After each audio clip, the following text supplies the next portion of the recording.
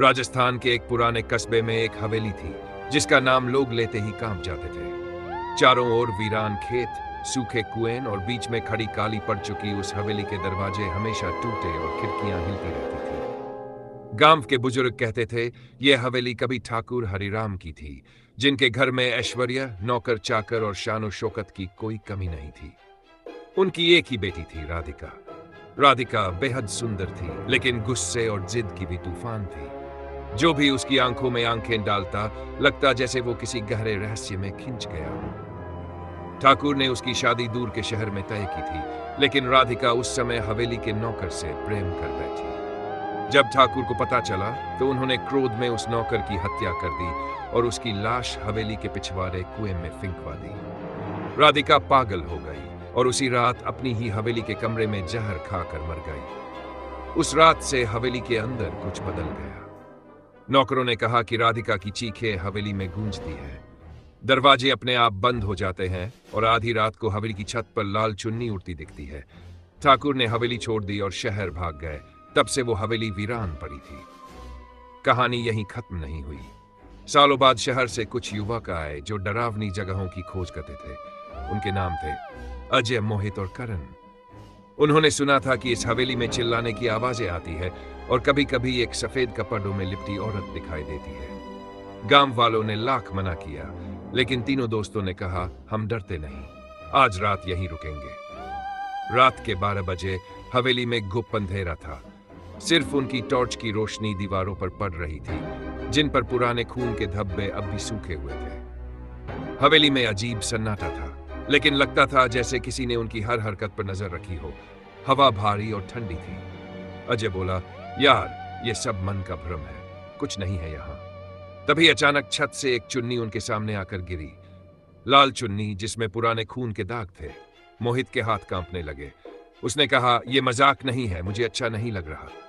तभी ऊपर से कराहने की आवाज आई। तीनों ने हिम्मत कर सीढ़ियां चढ़ी।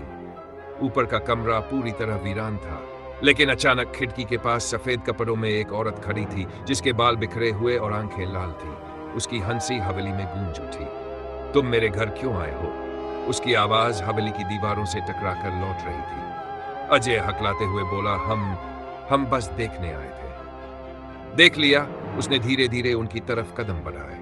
उसके कदमों की आवाज नहीं थी, जैसे वो हवा में तैर रही हो। मोहित पीछे हटने लगा। अचानक हवेली का दरवाजा अपने आप बंद हो गया। करण ने बाहर भागने की कोशिश की, लेकिन दरवाजा टस से मस नहीं हुआ। तुम्हें पता है, इस हवेली में मेरा प्यार मारा गया था। मेरे अपने ही खून ने उसकी हत्या की थी। अब जो भी यहां आता है, मैं उससे पूछती हूं, क्या तुम मेरी मौत का बदला लोगे? उसकी आंखों से खून के आंसू टपक रहे थे। अजय ने डरते डरते पूछा, हम कैसे मदद कर सकते हैं? चुड़ैल ने कहा, कुएं के पास जाओ और उसकी लाश को बाहर निकालो। तीनों दोस्त डरते डरते हवेली के पिछवाड़े पहुंचे। वहां का पुराना कुआं आधा टूटा हुआ था। जैसे ही उन्होंने टॉर्च अंदर डाली, पानी में तैरती हड्डियों का ढेर दिखा। तभी पीछे से वही हंसी गूंजी और हवेली की सारी खिड़कियां अपने आप खुल गई। मोहित डर के मारे रोने लगा। हमें छोड़ दो प्लीज। चुड़ैल उनके पास आकर फुसफुसाई, अब देर हो चुकी है। जो मेरी आत्मा को चैन नहीं दे सकता, वो खुद भी यहां फंसा रहेगा। इतना कहते ही हवेली में तूफान सा मच गया। हवा तेज चलने लगी, टॉर्च अपने आप बुझ गई और तीनों दोस्त अलग अलग दिशाओं में गिर पड़े। अजय को लगा जैसे किसी ने उसका गला पकड़ लिया है। जब सुबह हुई, गांव वाले देखने आए तो हवेली के बाहर सिर्फ करण बेहोश पड़ा था। अजय और मोहित का कोई नामो निशान नहीं था।